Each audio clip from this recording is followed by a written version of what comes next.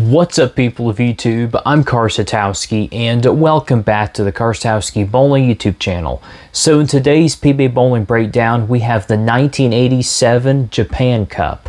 So let's get on to the title match. The 1987 Japan Cup title match between two international players, which is something that we don't see a whole lot during this time. Now, I cannot think of Mleto's opponent at the top of my head, but he is one of the best players in Japan in like the late 80s and throughout the 90s. And he got a nice kick on the 10 pin, late kick on the 10. Start this match off. And Mleto Monticelli has never won a PBA National Tour title up to this point, but I believe he had somewhere around like 8 runner-up finishes before he won his first title, and he was on tour for about 5 years before this. So let's see what happens here. And he has a nice looking shot to start off this match. As far as I'm aware of, the Japan Cup has pretty much been held in this building, I think on those same 2 lanes for, gosh, probably 35 years maybe. I think it was just recently over the last 6 or 7 years when it hasn't been held over there. And actually the Japan Cup just has not been contested in a while. COVID really had a hand in doing that, but I really hope that the Japan Cup returns, because that is one of the most interesting PBA Tour events, I think. A handful of PBA Tour players versus the best players in Japan. Very interesting tournament. And I really wish the PBA would have the Japan Cup on their schedule soon. And as a matter of fact, there aren't a whole lot of international events anymore on the national tour. Like, you've got the Lucky Larson Masters in Sweden, but aside from that, that's really the only really big international event that the PBA hosts nowadays.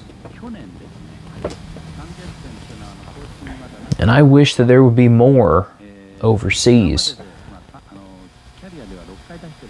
There are plenty good players globally, and there's been quite a few good Japan players over the years, especially Mleto's opponent right here.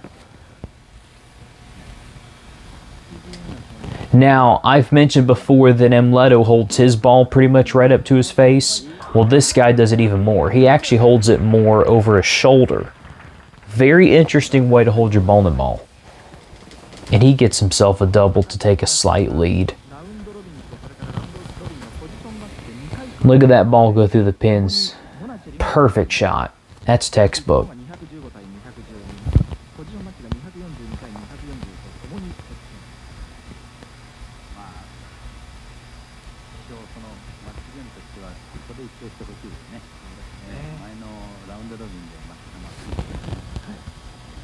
I wonder what kind of ball that is. That's some kind of urethane ball, more than likely. He has a long slide. It almost looks like he's ice skating when he releases the ball. His slide is so long. But you know, that long slide is something I'm trying to develop, but I don't think I'll ever have like a really long slide. But the long slide really does help with knee pain and wear and tear on your sliding foot. Yeah, look at that long slide. The only thing that's stopping him from going out on the lane is his heel.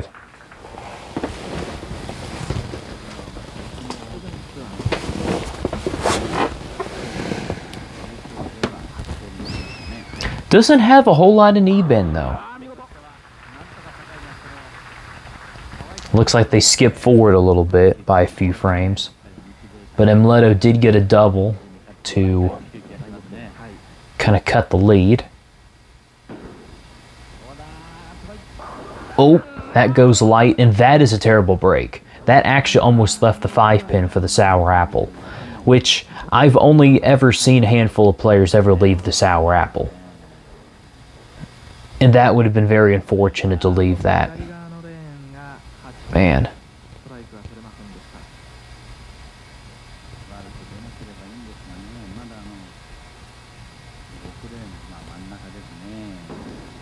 Oh, he barely got the 7-pin. Looks like he slipped a little bit. Yeah, they're definitely skipping a few. That's a perfect shot.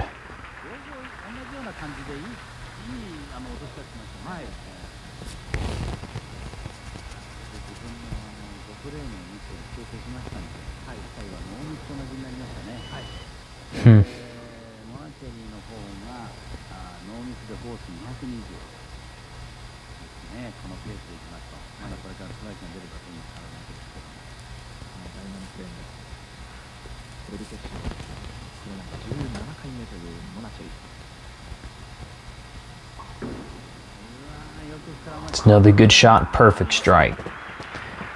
All right, well, Umleto's taking a very big lead now. Yeah, they're skipping all the pre-shot routine stuff in this video. He liked that one. He ran that one out, which is something you don't see him do too often.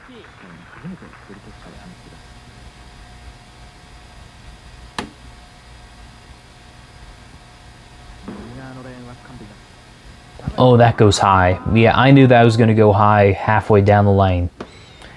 Yeah, and that shot right there is probably going to cost him the whole match. But then again, that 7-10 isn't doing him any favors either.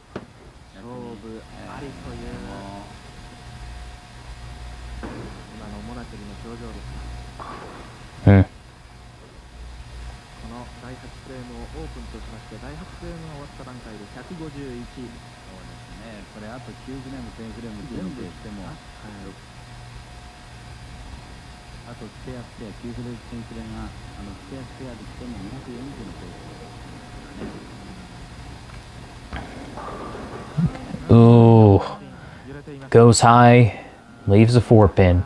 Yep, this is basically Umleto's title to lose at this point. This guy's bowled a good game, but he's just had those two terrible breaks with the 7-10 and the other split, the 4-7-10, to really give this match to Umleto.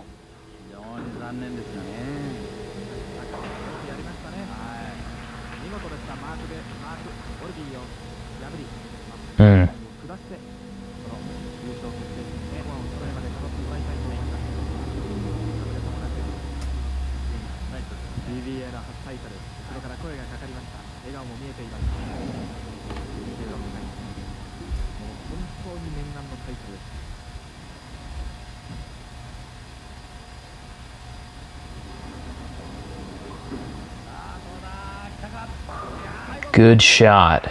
Very good shot. It's a winning ball.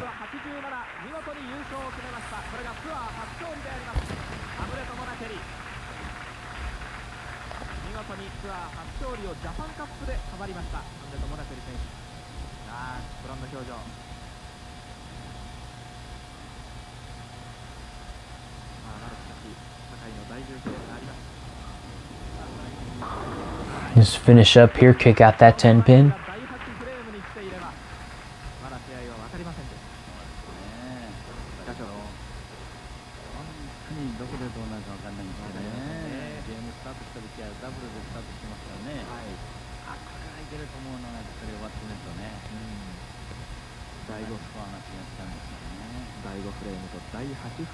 All right, and just finish up here a little bit. End on a high note here. Perfect shot.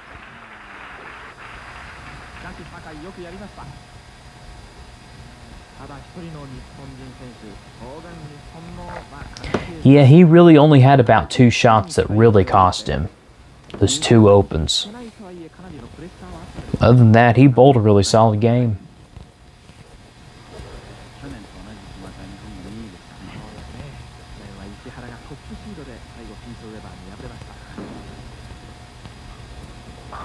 Oh, perfect. I thought that was going to go Brooklyn.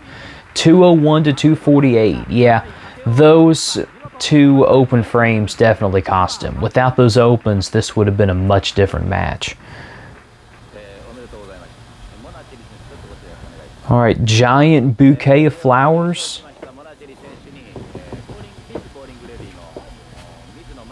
What's a trophy look like during this time?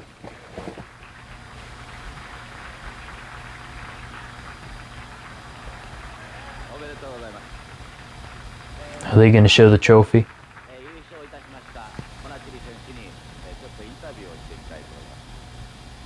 Interesting. Flowers, looks like maybe a rose or something like that. I don't know.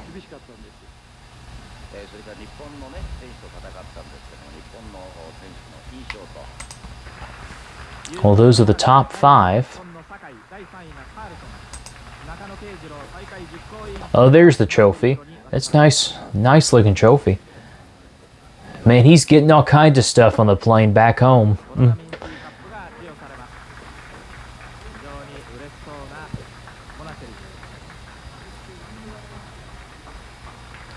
Wow, that's some pretty good hardware right there.